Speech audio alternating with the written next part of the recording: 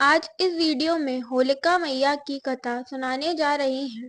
इस कथा को होलिका पूजन में सुनने से पूजा का पूरा फल प्राप्त होता है।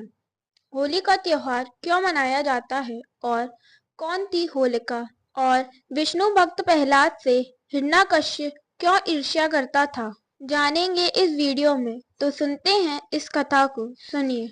प्राचीन काल में प्रलय के समय भगवान विष्णु ने अपने परम भक्त प्रहलाद को बचाने के लिए नरसिंह अवतार धारण किया था।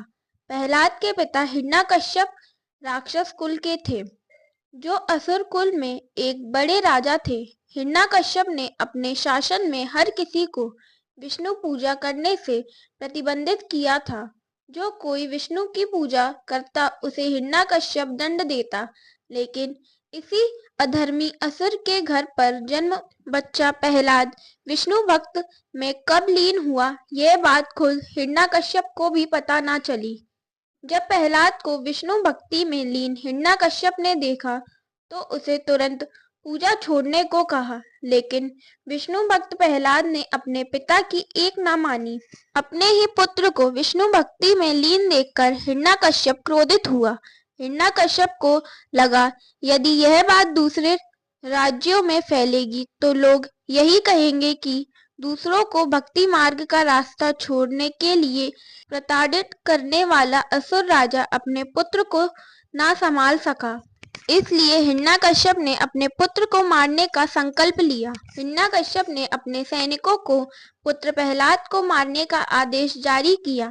सैनिक भी प्रहलाद को लेकर बिहावन पहुंचे और उसे हाथी के पैरों तले कुचलने फेंक दिया, लेकिन एक भी हाथी का पांव प्रहलाद पर ना पड़ा। इसके बाद प्रहलाद को ऊंची चोटी से नीचे फेंका गया, फिर भी प्रहलाद का बाल बांका ना हुआ। सैनिकों ने थक हार कर प्रहलाद को गहरे समुद्र में फेंका, लेकिन इस बार भी प्रहलाद के रक्षक भगवान विष्णु ने उसे बचा लिया। हर बार सैनिक प्रयास करते और हर बार विष्णु किसी न किसी रूप में आकर प्रहलाद को बचा लेते। तब हिरण्यकश्यप को अपनी बहन होलिका की याद आई।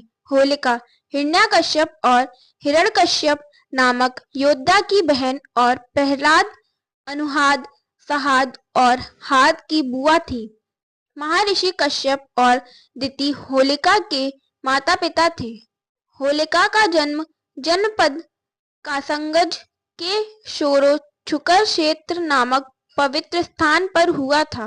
होलिका को यह वरदान प्राप्त था कि वो आग में नहीं जलेगी। हिरण्यकश्यप की बहन होलिका ने उनका साथ दिया। होलिका को वरदान प्राप्त था, इसके अनुसार होलिका को अग्नि नहीं छू सकती थी। वो किसी भी समय अग्नि के आर पार जा सकती थी। अंत में हिरण्यकश्यप ने होलिका की मदद से प्रहलाद को अग्निकुंड में जिंदा जलाने का फैसला किया। होलिका ने अपने वरदान के घमंड में चूर होकर प्रहलाद को गोद में बिठाया और लकड़ियों के बड़े ढेर पर बैठ गई। सैनिकों ने प्रहलाद और होलिका को लकड़ियों से ढाका और आग लगा दी, लेकिन भगवान की अद्भुत इच्छा शक्ति से होलिका का वरदान उस दिन काम न आया, क्योंकि वरदान से किसी का हित हो रहा था।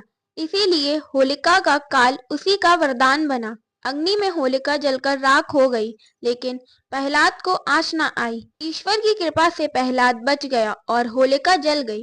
हिरण्यकश्यप की हार होलिका के अंत और संस्कारी विष्णु भक्त प्रहलाद की श्री हरि के प्रति अटूट भक्ति का प्रतीक है, जो यह बताता है कि ईश्वर के प्रति अटूट भक्ति भाव और समर्पण करने वालों का कोई कुछ नहीं कर सकता।